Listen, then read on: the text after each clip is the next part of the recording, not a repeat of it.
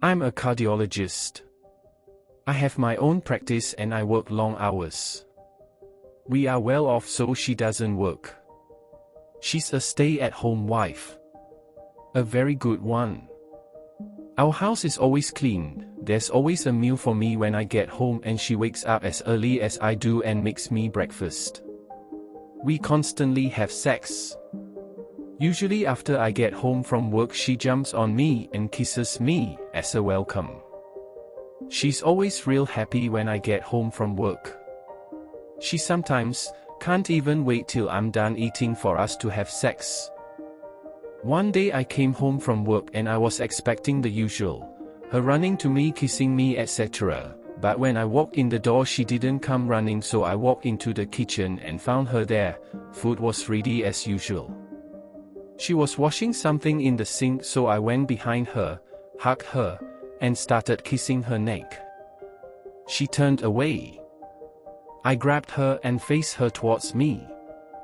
She had a tear running down her cheek. I asked her what was wrong, but all she said was, "Do you love me?" I said, "Of course I do, honey. What's wrong?" She looked away again and mumbled something. Asked her to repeat herself. She said, "I'm pregnant. We have been married for almost a year now, and we've been wanting a baby." So I was thrilled and full of excitement, but I didn't understand why she was in tears. I said, "OMG, that's great, baby. But why are you so sad about it?" She said, "I'm not. I'm happy, but..." "But what?" "John." She was quiet for a few seconds. "John the first cheated on you." I was speechless and completely shocked cause I did not expect that. She went on. "Susan texted me 2 weeks ago. Susan is my secretary. She's came on to me a few times, but I've always rejected her." My wife continued talking. "She told me you guys were having an affair. She said it has been going on for about a month now." I was completely furious, so I went and got a few drinks. I called Fred and told him about it, so he joined me immediately to support me. Fred is her guy best friend who she claims was nothing but a friend to her. They were always really close, so it bothered me, but she made it clear that she saw him like a brother. She kept talking. I had more to drink until eventually I was so drunk I didn't know what I was doing. We went back to his place and he was being so affectionate and nice, so I slept with him because I wanted to forget all about what you had done to me. After a few hours, I came home and you were still at work. I had already sobered up, so I decided to act as if nothing happened, as if I didn't know about your affair. 2 weeks went by and every day, during those weeks, I went to Fred while you were at work. I wasn't guilty at all for having sex with him cause, in my mind you had been doing the same thing to me for a month. I decided to check up on you, so I asked everyone you knew about the affair, but they all told the same thing, that you weren't having one, that Susan was clearly trying to break us up. So as soon as I found out none of it was true, I called it off with Fred. Yesterday was my last day with Fred. I couldn't live with myself if I didn't tell you about it, so here I am telling you, hoping you forgive me because it was all so stupid and I really regret it. I should have come to you first. I should ask you about it, but I was scared you would just lie to me. I was still taking it all in, so I hadn't said a word. She put her hand on my face and forced me to look at her, then told me, "Baby, I love you more than you can imagine and I am so sorry." I looked away, because I knew, if I didn't I'd forgive her right there and then, because I still love her very much even though she had hurt me. She removed her hand from my cheek, then set it on my chest. "I hope you can forgive me, John. I don't want to lose you. I can't live without you. Just give me one chance to prove that this will never happen again."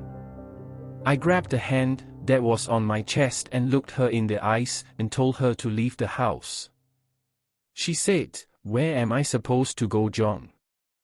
In anger, I told her to go to her lover's house. She turned away and started walking upstairs to our room. I thought she wasn't going to leave, so I followed her up there yelling, "If you don't leave, I will." But when I got there, she already had a suitcase out. "Just give me a few minutes to pack and I'll be out of here," she said. She was wearing a beautiful silk robe, which she dropped. Underneath, she was wearing my favorite bra and underwear, which she knows I love. She looked gorgeous. I was so hurt, but I loved her and I didn't want her to leave. She got dressed, grabbed the suitcase and started heading out the door. Without thinking, I grabbed her suitcase and pulled her back with it. "Wait, don't go. If you leave, we'll never fix this, and I still have a lot of questions to ask." She said okay and set the suitcase down. "What do you want to know?" she asked. "Do you love him?" "Absolutely not. I only love you." "Is the baby his?" "No. It's yours, John. I promise." "How do you know?" "I was pregnant before I slept with Fred. The day I got drunk, I was trying to miscarry. I didn't want the baby without you. I wasn't going to tell you about it because I was angry about the affair, so I planned to leave you, and I figured it'd be easier if you didn't know." "Is the baby okay?"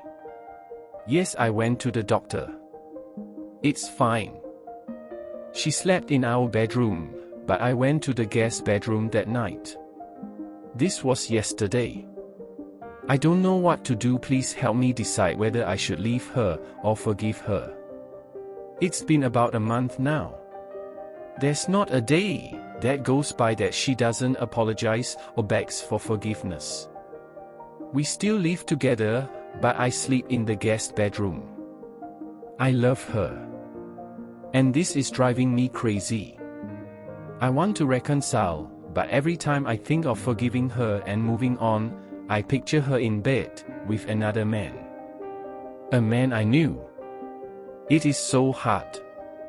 I want my wife back. My wife. Not Fred's mistress.